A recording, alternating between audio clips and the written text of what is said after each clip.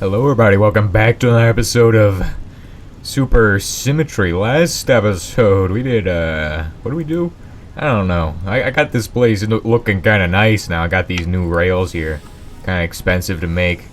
Like, I don't like making those. They cost steel. If it costs steel, I don't like making it, okay? Well, you can make 32 of them for like a good amount of steel, so I think it's decent. Yeah, so I got 3 high-pressure boilers now down in the basement running. We're going to need those later on. I'm not using the third one right now because I think we got enough steam as is. But what I am using, or what I did also do, is I made that thing. Which is basically useless at this point. I didn't look into this, but you actually need to get a centrifuge. And we're almost to that point where we have a centrifuge. So this thing will be coming in handy pretty soon. All it makes is clay. I also found that we don't need to make the macerator thing, and we are ready to start making more advancements. So let's begin. Let's open up our book here. That's not what I'm looking at. I'm looking at this one.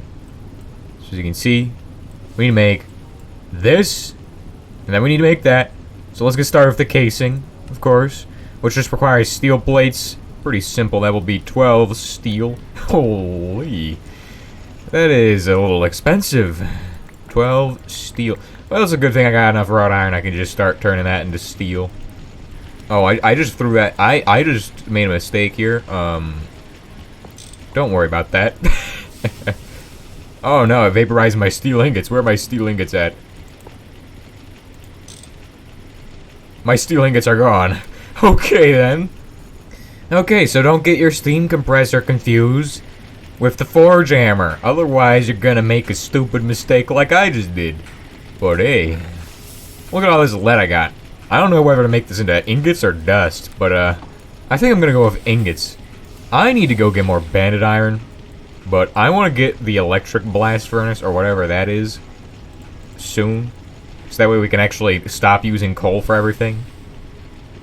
So we got some PB and S. This is not peanut butter and sulfur, but this is, so yeah, it looks like this is going to be pretty easy. Everything, I'm going to just start upgrading everything into steel, because I don't think we're going to be needing wrought iron for anything anymore.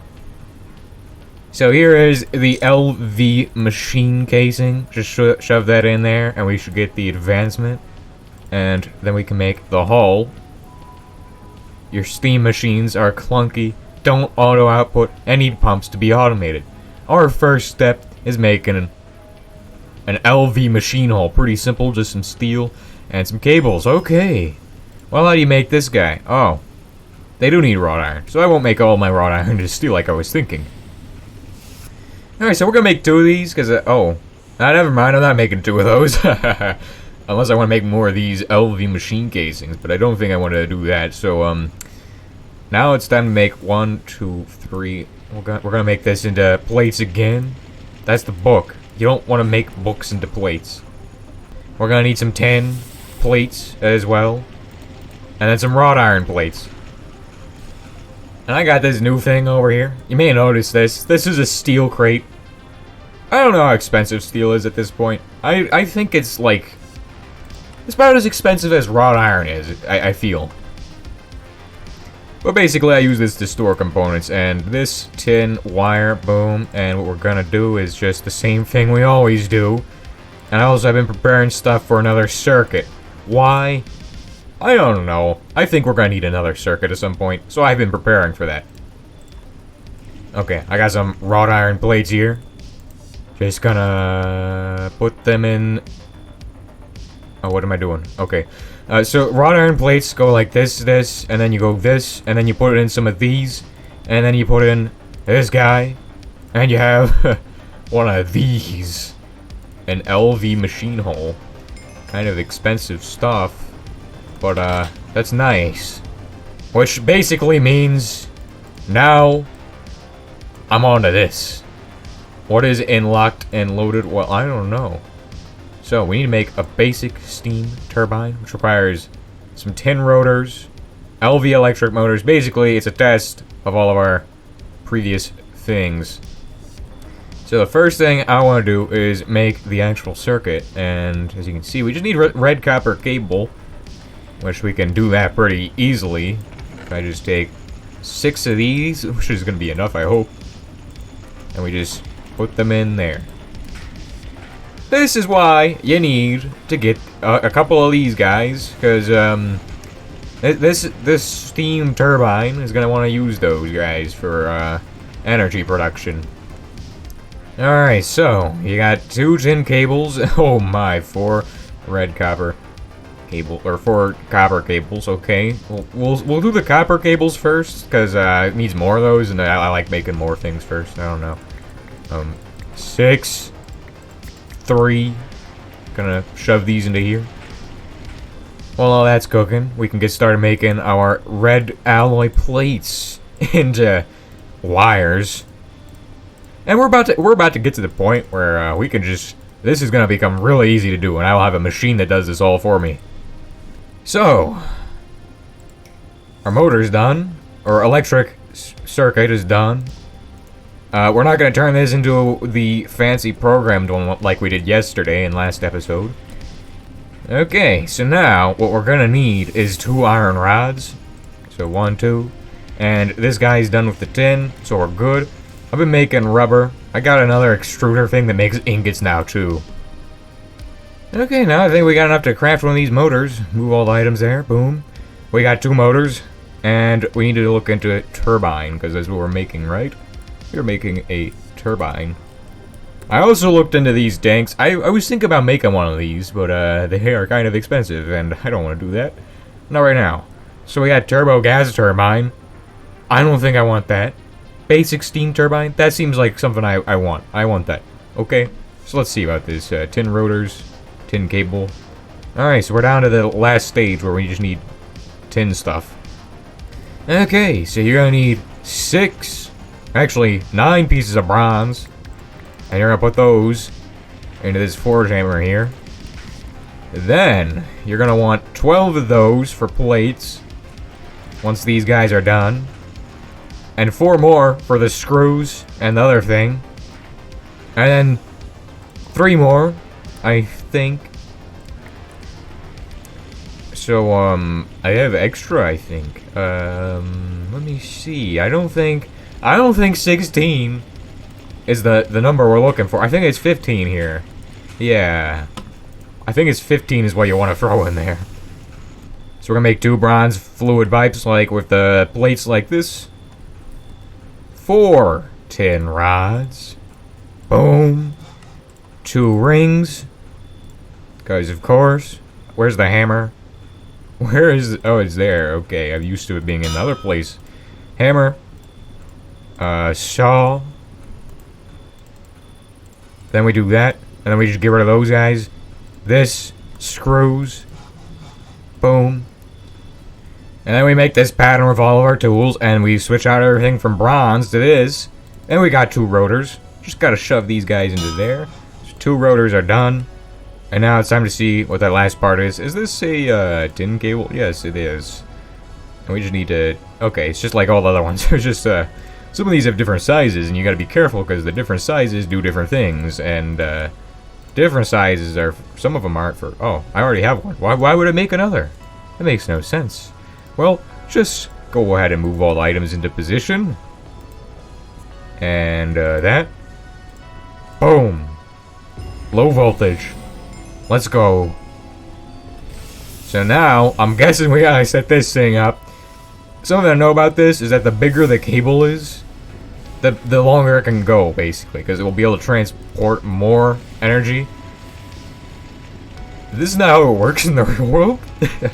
If you use a, you don't want to use a bigger gauge of cable because it has more resistance. So it's kind of interesting that.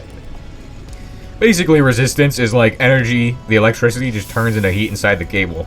So you basically lose electricity because it turns into heat. Where is my wrench? I placed this thing wrong. It's like facing me. I want it to look the other way. I don't like this. Wrench, thank you. Yes, good. Yeah, so the reason you can get power in your house is because... So basically, there's these things, and they're called a substation, and they basically convert You know, why am I trying to explain substations? That's not actually how that works. It's just because basically they use alternating current, which is just better for that. And they also use substations to boost the power, of course. Which, I don't know if it actually boosts the power. Like, I think what it does is that it, like, stores a bunch of energy, builds that up, and then it releases it very quickly. So, we're gonna want some more pipes for this. I don't know if we're getting rid of all of the original piping. We're gonna leave that as is for now. But I want to get some of these guys going. And, of course, we're gonna need some more potent pipes. So, I might as well just make all of these into plates and make some pipes out of them. So, yeah. Okay, so we're gonna replace a lot of these old pipes with, like, these tiny pipes for now, because this will allow me to do things faster. I won't have to jump through as many hoops to do this. Okay, so what is this guy? This guy's the steam compressor. I don't think he needs that much steam. How much? Oh, these are pretty good. I don't know why I wasn't using these, because you don't need that much for these steam machines. You need a lot for the steam turbine, of course, but not really these steam machines. So, I have no clue why I made that decision to use the big pipes for this. Okay, so I got 8 potent pipes from doing what I just did, which is good. So we're gonna hook these guys up. I don't know if I need to use a certain type of piping for this. I don't know. I don't know at all. I don't know much. I don't know much about Greg Tech. You know, this is the first time I'm playing this pack. Except, we've been playing it for a while now, so I should be pretty good at this. There we go. Steam goes in, and it does whatever that's... Whoa, it's spinning. It's spinning. Holy. 32 EU per tick, which is European Unions. I wish I had, like, a pipe valve. Is that an option? Can I get, like, a valve for these things? Oh, what is this? Does that... Can I make that? I don't know if that works on the pipes, though. Is there any way to, like, shut off Greg Tech pipes? I wish there was. Pipe. I don't know. Interdimensionally... whoa. Oh, cool. I can pipe oil between dimensions. This is nice. Where the heck is my book? Did I throw it in the macerator on accident or something? I need to go find this book, because otherwise I won't know how to progress. I do know there's an option to put it in the key. There we go. Let's see what we're doing next, because this is going to be amazing. So we've completed this part, except for some of these things. Infinite clay is something we have to do in the next tier of the game. Okay, let's see here. Oh, programs. Ghost circuits? Due to the amount of possible things to make with the same... You may have noticed that JEI has that will need to be I need a program circuit. These can be, for a lack of better words, summoned by clicking on the circuit slot in the bottom right of the machine GUI. Gregic Tools V2. I don't think I'm there yet. What I want to get to... Holy...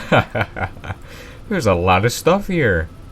Okay, electrical engineering. The following information is extremely important. Make sure you... Okay, voltage and amperage. Where's the... I'm sure amperage isn't that the product of resistance and voltage or something? I don't know. Oh, so the amps are energy packets and the voltage is this. Okay, cool. Okay, this is basically just a book that tells you what not to do, so don't put your machines in the rain, don't let the wires go in the rain, make sure to put insulation on wires in the rain. I'm pretty sure I get all that. So now we gotta make one of these guys. Bending machine and the extruder are our next goals. I don't know if we got time for that though.